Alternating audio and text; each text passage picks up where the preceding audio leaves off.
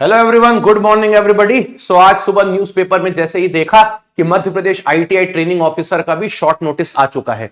मध्य प्रदेश में ITI training officer का recruitment हाल ही कुछ समय पहले हुआ था। सब इंजीनियर का भी रिक्रूटमेंट हाल ही कुछ समय पहले हुआ था और ऐसा हमेशा देखा जाता है जब जब सब इंजीनियर का नोटिफिकेशन आता है उसी के आसपास हमको ट्रेनिंग ऑफिसर का भी देखने को मिलता है।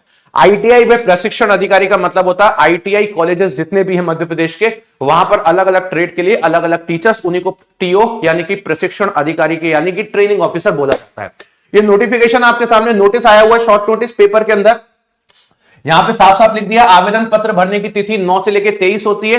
इस पर्टिकुलर वैकेंसी के लिए डिप्लोमा के बच्चे भी एलिजिबल होते हैं और साथ साथ अगर मैं बात करूं तो इंजीनियरिंग के बच्चे भी एलिजिबल होते हैं। किसी भी तरीके का बच्चा कोई दिक्कत यहां पर नहीं होती है। इसके अलावा अगर हम बात करते हैं तो इसका एग्जामिनेशन 30 सितंबर को होने वाला है, यह भी इन्होंने बता दिया है। कौन सी ब्रांच में किस ट्रेड में कितनी वैकेंसी आई है इसके बारे में आज शाम तक रूल बुक आ जाएगी वेबसाइट पे mpeSB यानी कि एम्प्लॉयमेंट सिलेक्शन बोर्ड की वेबसाइट पे। जैसे रूल बुक आ जाएगी मैं आपको बता दूंगा। बट हां, एक जब भी ये वीडियो मेरी कोई देख रहा होगा तो एक बच्चा जो होगा वो काफी निराश होगा। निराश वो इसलिए है क्योंकि रिसेंटली अभी एक हफ्ते पहले मध्य प्रदेश सब इंजीनियर का नोटिफिकेशन आया जहां पे बच्चों को बहुत डिसअपॉइंटमेंट मिला क्योंकि वैकेंसीज कम आई। और यहां पे भी मैं बोल देता हूं कि आप रूल बुक देखोगे तो आपको डिसअपॉइंटमेंट ही मिलना है, यहां भी वैकेंसी आपको कम ही देखने को मिलेगी, ज्यादा नहीं। इसके पीछे के क्या रीजन है वो भी मैं आपको बता देता हूं।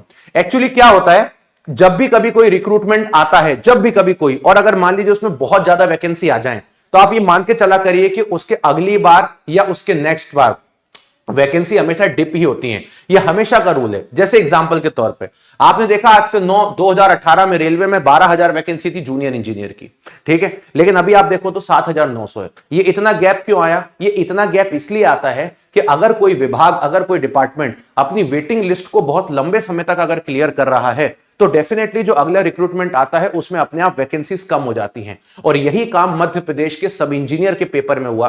जब मध्य प्रदेश के सब इंजीनियर में पिछली बार 2700 से ज्यादा वैकेंसी थी, ट्रेनिंग ऑफिसर में 400 से ज्यादा वैकेंसी थी, इस बार तो कम ही आएंगे, मैं आपको पहले बता देता हूं, वैकेंसी थी, राइट। तो आप सोचिए उसकी वेटिंग आज भी क्लियर हो रही है, आज भी इस महीने तक क्लियर हो रही है।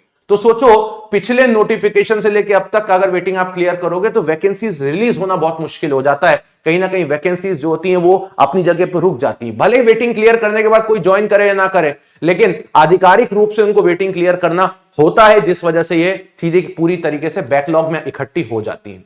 तो ये हर देश के सभी रिक्रूटमेंट में ऐसा है कि अगर कभी वैकेंसी ज्यादा, जैसे अभी आप देखो यूपी ट्रिपल एससी में 4,000 से ज्यादा वैकेंसी है, आप अगला यूपी ट्रिपल एससी का नोटिफिकेशन देखो कि अपने आप डिप मारेगा।